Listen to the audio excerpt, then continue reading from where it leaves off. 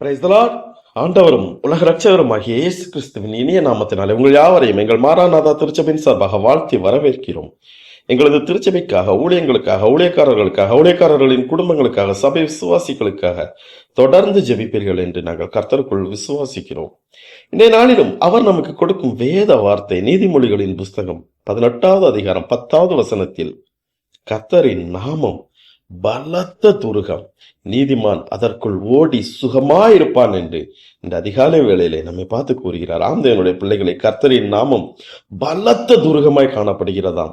நீங்களும் நானும் நீதிமானாய் காணப்படுவோமே என்றால் அதற்குள் ஓடி நாம் சுகமாய் தங்கியிருப்போம் என்று இந்த அதிகாலை வேளையிலே நம்மை பார்த்து கூறுகிறார்.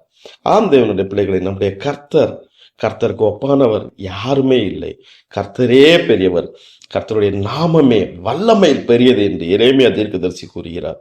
உண்மையாய் நாம் தேவனுடைய நாமத்தை அறிந்து கொள்ள வேண்டும் என்றால் அவரை நாம் முழுவதுமாக அறிந்திருக்க வேண்டும். தேவனுடைய பிள்ளைகளை, நாம் அவரை நோக்கி கூப்பிடும் போதும், அவருடைய வசனத்தை தியானிக்கும் போதும், எந்த காரியத்தை நாம் செய்யும் முன்பும், நாம் தொடர்ந்து ஜெபிக்கும் போதும் நாம் தேவனை அறிகிற அறிவில் வளர்ந்து கொண்டிருக்கிறோம் என்பதை நாம் மறந்து போக வேண்டாம். தேவனுடைய பிள்ளைகளை, ஆகாரை குறித்து நாம் வாசிக்கும் போது, சாராயின் அடிமை பெண்ணான அவள் தன் எஜமாட்டியை விட்டு ஓடி போன போது கர்த்தர் அவளை கண்டார் என்று தெரிந்து கொள்கிறோம்.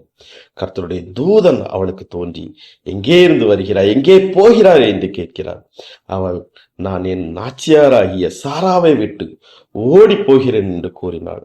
அப்போது தூதன், நீ உன் நாச்சியார் அண்டைக்கு திரும்ப போய் அவள் கையின் கீழ் அடங்கியிரு, உன் சந்ததி மிகவும் பெருக பண்ணுவேன், அது பெருகி எண்ண முடியாது இருக்கும் என்று கூறினார்.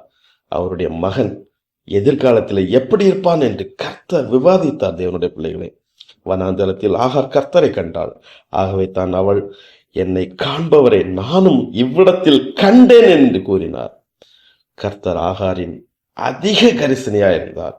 அவளது சிறுமையை பார்த்தார். அவர் அவளுக்கு தோன்றி அவளை மறுபடியும் தம்முடைய திட்டத்திற்கு நேராக அவர் திருப்பினார். தேவனுடைய பிள்ளைகளை, தேவன் ஆகாருக்கு தோன்றாமல் இருந்தால் அவள் தன் சொந்த தேசமான எகிப்துக்கு போயிருப்பாள். தன் வாழ்வுக்கான தேவனுடைய சித்தத்தை அவள் இழந்திருப்பாள்.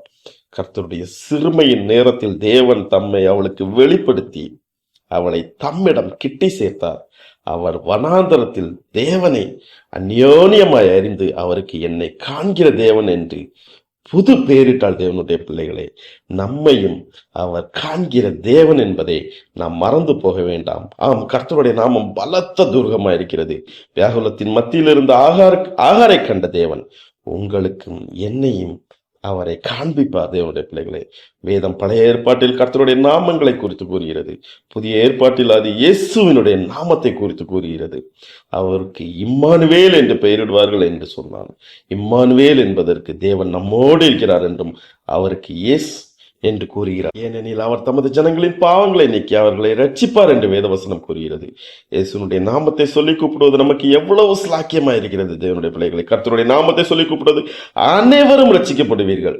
கர்த்தருடைய நாமம் பலத்த வல்லமை உள்ளதா இருக்கிறது. நாம் இயேசுவின் நாமத்திற்குள் ஓடி சுகமாயிருக்கும்படி ஆண்டவர் இன்றைய நாளிலும் நம்மை வழி நடத்துவாராக. ஆமேன், ஆமேன். ஜெபிப்போம். அன்புள்ள தகப்பனே, உம்முடைய நாமம் எங்களுக்கு அடைக்கலமும் பலனும் தருகிற பலத்த துருகமாய் காணப்படுகிறது. உம்முடைய வசனத்தை தியானித்து உம்முடைய நாமத்தை சொல்லி கூப்பிடுவதன் மூலம் உம்மை குறித்து அதிகமாய் அறிந்து கொள்ள எங்களுக்கு உதவி புரியும். நீர் ஆகாரை வனாந்தரத்தில் கண்ணோக்கியது போல போராட்டங்களின் மத்தியில் இருக்கும் எங்களையும் தயவோடு உம்முடைய கண்களால் பார்த்து உம்முடைய நோக்கத்திற்கு நேராக எங்களை வழி நடத்தும். நாங்கள் கலங்கும் வேளையில் எங்களுக்கு உம்மை வெளிப்படுத்தி நீர் காண்கிற தேவனாயிருக்கிறீர் என்பதை உணர்த்தி அல்ல, எங்களுக்கு நீர் கிருபை புரிந்தருளும். இயேசு கிறிஸ்துவின் மூலமா ஜெபிக்கிறோம் எங்கள் ஜீவனுள்ள நல்ல தகப்பனே. ஆமேன், ஆமேன். ஆம் தேவனுடைய பிள்ளைகளை, இன்று நாம் நீதிமான்களாய் வாழ்ந்து அவருடைய குடாரணத்து அண்டையில் ஓடி ஒளிந்து சுகமாய் தங்கியிருப்போம். கர்த்தருடைய நாமம் மகிமைப்படுவதாக. ஆமேன், ஆமேன்.